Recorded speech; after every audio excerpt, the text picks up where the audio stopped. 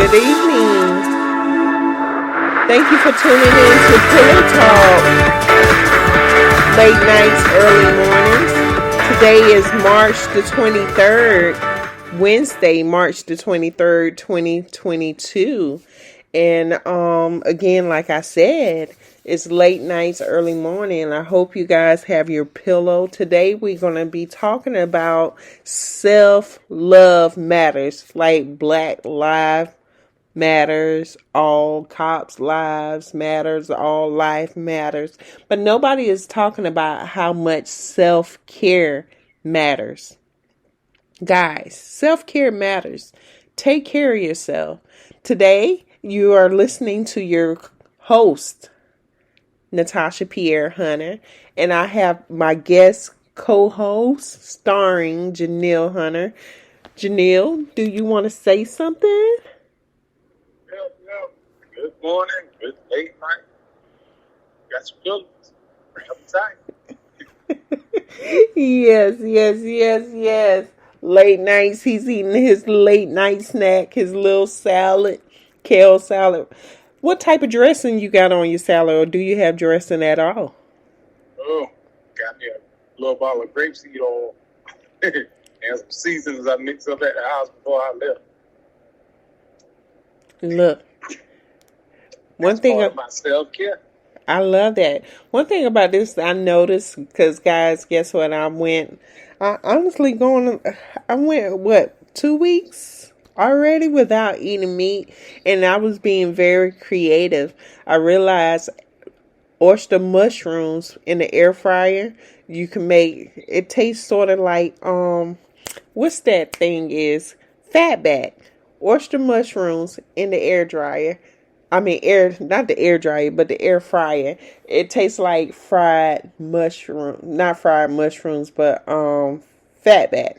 Then we put mushrooms, the regular mushrooms, Bella. What that is, portobello mushrooms, in the fryer, and Baby Bella's the same. yeah, them things tasted good. So right now in our household, we are being creative. Tonight, what I had made was portobello mushrooms with sauce, and I put vegetables in it. But I chopped it up real fine light, and that was spaghetti. So we had meatless spaghetti. But one thing about going vegan, I can tell anybody, Neil is alkaline, but going vegan is very creative, and it's something learning. It's like learning a whole new language. If you're doing anything with a diet, always remember it's like learning a whole new language, because you're in a whole nother country within yourself, and everywhere you got to follow certain rules. But always remember that you're doing it for the greater you, not the worse you, but for the greater you, making yourself better. Like Trump says, make America great again, make you great again. And that's the beautiful thing about it. And how can you make yourself great again? By just eating right. What else can you do to make yourself great again? Doing new things, challenging yourself. I went through a stage called self-development. You actually developing your mind, looking at things from a different vantage point. And motivation plays a big role in it, because they actually show you different ways. You really listen to their stories they tell. They actually give you a different vantage point to go at things. When you feeling low, you feeling down, they pushes you. They give you ways to, like Les Brown said, if you find yourself falling, make sure you land on your back, because if you can look up, you can get up. Stuff like that right there. Instead of giving up on life, or just saying, oh, it is what it is, it's going to be what it's going to be, and I'll just go with it. No, fight. You know what? I used to be the person that always say it is what it is, just to let it go. But I also know the reason why I did that, because that was another way of my wall coming up. And that was just something to bounce it off. Because even though I had that little sting in me, just like if something like a rejection or something, and you have that little sting that's within you, that it just hurts. But what I used to do, I would be like, whatever, it is what it is. I'm gonna just walk it off. And that's Huh? And what I be still today, I say it is what it is. It's gonna be what it's gonna be. But I always add a but. It might be right now. It might be a little storm right now. It might be cloudy weather right now. But sunny days come, and I'm gonna fight for it, you know. So yeah, I like that. I like that. Well, today we're talking about self-care, right? So, as you know, I go through my little Google site, and to bring this up, no, I'm not going to bring it up. The Spirit just told me to be quiet, so I'm going to be quiet. But self-love, right here, it says, being in love with every part of yourself, taking care of your own needs, and not sacrificing your well-being to please others, not settling for less than you deserve. I'm going to read that over again. Self-love. Being in love with every part of yourself, taking care of your own needs, and not sacrificing your well-being to please others, not settling for less than you deserve. How you feel about that, babe? yeah, you don't supposed to settle for less. If you feel as though you deserve more and you done bust your wrong, you done put some more. You done had some heartache, you done shed some blood, shed some tears. No, don't settle. Why? Why sell yourself short? You done put in the work, so go take it. I ain't say go get it. I said go take it. I love my boy every time. He say lay hold to it. So that's what you do. Go get it and lay hold to it. You have to lay. You want self-development. You want to be a better person. Go lay hold to it. Go through the humble yourself and go through the trials and tribulations to make you a better person. Because I guarantee you, the person you change, the person you leave behind, and the person you turn into be, you're gonna love that person. You're gonna learn. You're gonna love it. Yeah, but you know what too? I like what you're saying. What I used to experience, especially with the part where it was talking about taking care of your own needs and not sacrificing your well-being to please others. And I still have that problem. Sometimes I like to do things to please others and not myself. Like, for instance, when I found myself like in a relationship long time ago, I used to buy my man. I mean, honestly, people would tell you, guys used to just probably have been with me to use me. Some of them.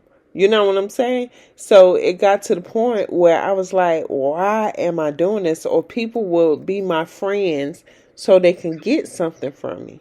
Because they felt like just because my dad was a pastor, that he automatically had money, that I had more to give. And I found myself giving. I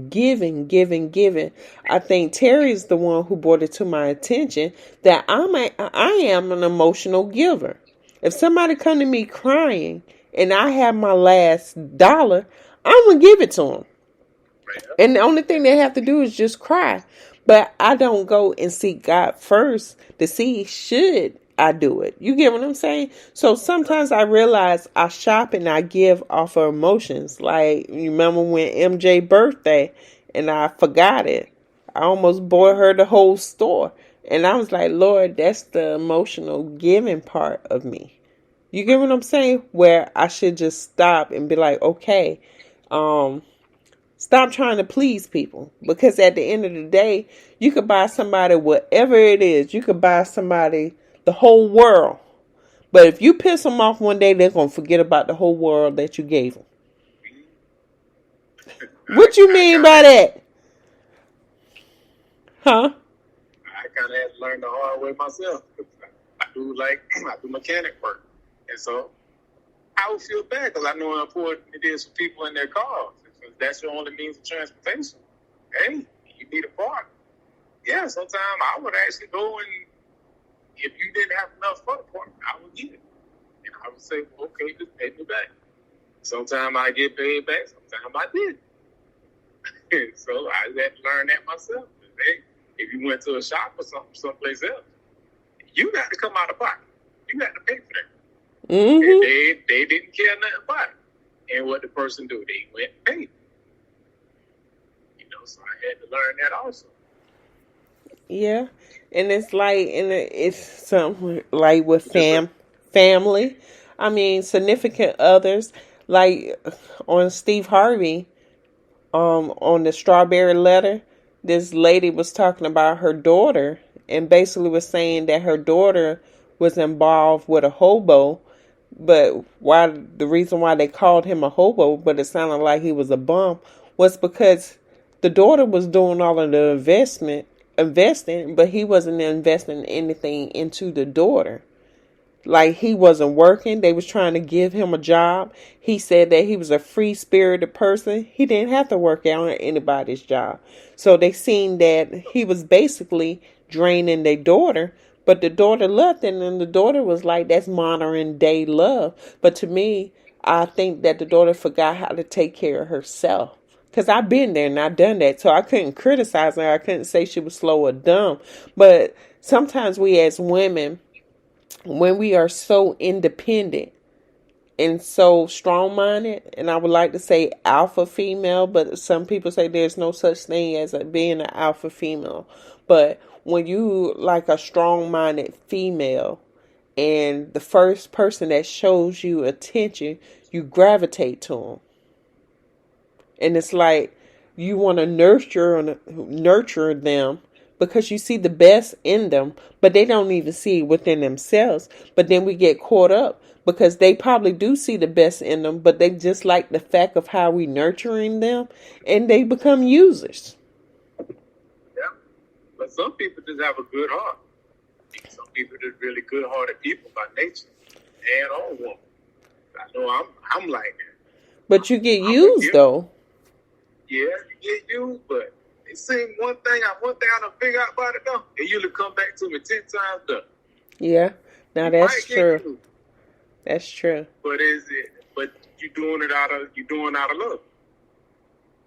Sometimes it might even set you back for a second. But yeah, that's true. Too, don't give unless you can afford it. You can afford to give. If Listen. you can't afford to give, if you can't do it, you might better not do it as much as you would love to do. Listen. Just do it maybe a little bit.